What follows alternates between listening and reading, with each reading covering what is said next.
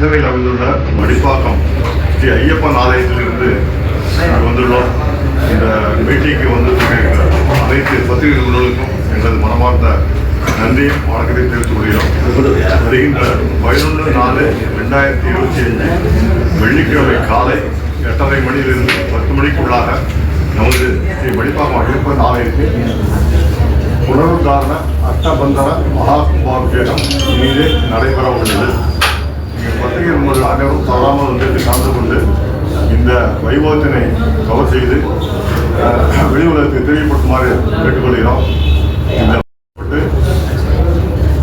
கேரளா தாந்திரிக முறைப்படி நடத்துகின்ற ஒரு ஆலயம். அந்த அமைப்பும் கூட திருச்சூர், கேரளாவில் உள்ள திருச்சூர் வடக்குநாதர் கோயில் ஆலயத்துடைய மோப்பு தோட்டம் முறை அமைக்கப்பட்டு மிகவும் சிறப்பாக உள்ளது.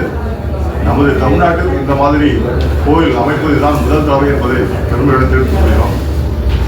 இந்த ஆலயத்தினுடைய அமைந்திருக்கும் 18 திருப்பலிகள் பக்தர்கள் விரதம் இருந்து இருமுடி ஏந்தி அந்த குறிப்பிட்ட நாட்களில் மட்டும் மேலே சென்று ஐயப்பனை தரிசித்து அபிஷேகம் செய்து ஐயனுடைய அருளை தரலாம். சபரிமலை செல்ல முடியாத ஐயப்ப பக்தர்கள் எல்லாரும் ஆண்டுதோறும் இந்த ஆலயத்துக்கு வந்திருந்து இந்த வழிபாடை நடத்துகிறார்கள். இந்த ஆலயமானது முற்றிலும் கேரள தாந்திரிக முறைப்படி அந்த நம்பூதிரிமார்களால் நிர்வகிக்கப்படுகிறது. பூஜை முறைகள் ஆண்டுதோறும் இங்கு சிறப்பாக அன்னதானம் நடைபெற்று வருகிறது.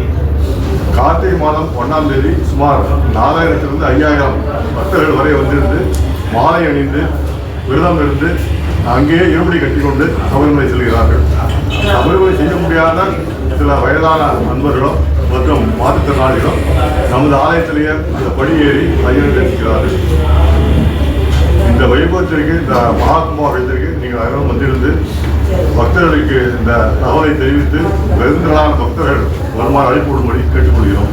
சுவாமியை 1978 சபரிமலையில் சந்திரிய, அதாவது ஃபேமிலியாக சபரிமலைக்கு பூஜை பண்ணுறாங்க. அவங்களுக்கு பேர் சபரிமலையோட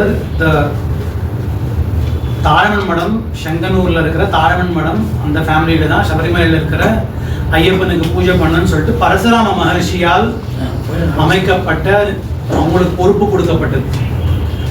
ஸோ அந்த ஃபேமிலியை சார்ந்த தந்திரிமார்கள் தான் சபரிமலையில் பிரதிஷ்டை பண்ணுற வழக்கம்.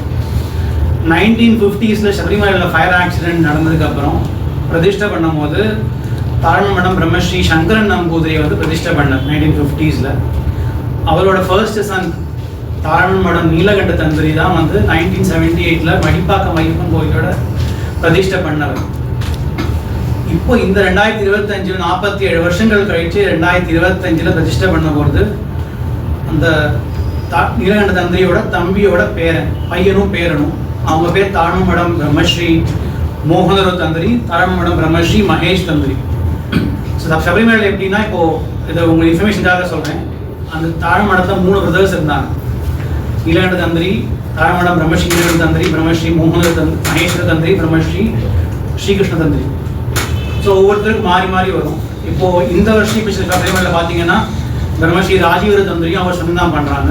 அடுத்த வருஷம் it be Brahmasri Mahesh Tantri. So இப்படி மாறி மாறி வரும். நம்ம கோவிலை பொறுத்த வரைக்கும் 1978 பிரம்மஸ்ரீ நீலகண்ட தந்திரி பிரதிஷ்டை பண்ணதுனால அந்த ஃபேமிலியை சேர்ந்த தந்திரிமார்களே வந்து பிரதிஷ்டை பண்ணணும்னு எங்களுக்கு ஒரு ஆசை இருந்தது. அவங்கள்ட்ட போய் ஒரு விண்ணப்பம் வச்சோம். they accepted the request, so they are coming and performing the மகா கும்பாபிஷேகம். ஒரு 9 day உற்சவம். சபரிமலையில் எப்படி பிரதிஷ்டா கும்பாபிஷேகம் நடக்குமோ, புனருத்தாரண பிரதிஷ்டா கும்பாபிஷேகம் நடக்குமோ, அந்த மாதிரி 9 day உற்சவம் ஃபெஸ்டிவல் 6th April அன்னைக்கு ஆரம்பித்து 14th வரைக்கும் இந்த ஃபங்க்ஷன்ஸ் நடக்கும். ஒவ்வொரு நாள் ஒவ்வொரு வேறு விதமான பூஜைகள் கிரியைகள்லாம் உண்டு.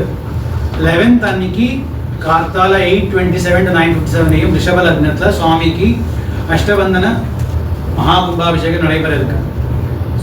இந்த கோவிலில் வந்து ஐயப்பனோட ஒரு சன்னதி இருக்கு. 18 படி மேலே ஐயப்பனோட சன்னதி, அதுக்கு பக்கத்தில் மகாகணபதி. கீழ் ஃபர்ஸ்ட் கிரவுண்ட் ஃப்ளோரில் வந்து மகிஷாசுர மர்தினியோட சன்னதி இருக்கு. அதில் நவகிரகங்களுக்கும் சின்ன சன்னதி இருக்கு. இதுதான் கோவிலோட சன்னதிகளை பொறுத்த வரைக்கும். தேவதைகள் உபதேவதைகள் அப்படின்னு சொல்லுவோம். பிரதான தேவதை ஐயப்பன், உபதேவதைகள் மகாகணபதியும் மகிஷாசுர மர்தினியும், நவகிரகங்களும் உண்டு. சபரிமலை நவகிரகங்கள் கிடையாத கோவில், பட் நம்ம கோவிலும் உண்டு. சபரிமலை மாதிரியே 18 படி கீழே பெரிய கருப்ப சுவாமி, சிறிய கருப்ப சுவாமி 2 பேரும் உண்டு. சார் சொன்ன மாதிரி சபரிமலையில் ஃபாலோ பண்ணுற ரிச்சுவல்ஸ் தான் இங்கேயும் ஃபாலோ பண்ணுறோம்.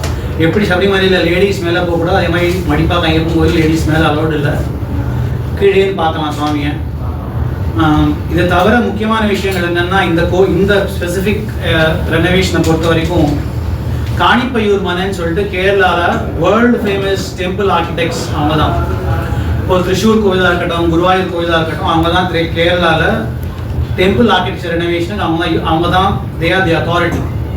ஸோ அந்த காணிப்பையூர் மனையோட இப்போ ஃபோர்மோஸ்ட் ப்ரீஸ்ட் யாருன்னு கேட்டிங்கன்னா சங்கரன் நம்பூதிரின்னு சொல்லிட்டு யூ வாஸ் 1950s. சபரிமலையில் 1950s ஃபயர் ஆக்ஷனுக்கு அப்புறம் ரெனோவேட் ஆகும்போது அவர் தான் சங்கரன் நம்பூதிரி தான் ஆர்கிடெக்டாக இருந்தார்.